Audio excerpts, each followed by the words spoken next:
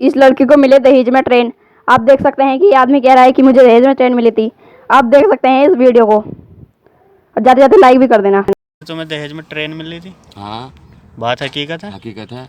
फिर क्या हुआ? रिश्ते वाला आया, मैंने चलानी नहीं आई मुझ पर, फिर ये सोच करी मैंने चल मैं मुझ पर चलानी आती, छोटी मोटी गाड़ी देता तो चलाता।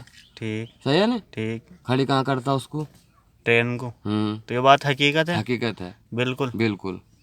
तो इंजन भी मिल लिया था या खाली सब कुछ वही मिल बस? गया था, जब ट्रेन के साथ सब कुछ मिलेगा तो सब कुछ ही मिल गया, समझ लो। आया नहीं तो गांव में जगह ना हो, वो घर में जगह होने की वजह से आपने मना कर दिया? मना कर दी बस। क्या बात है यार, देख रहे हो भाई।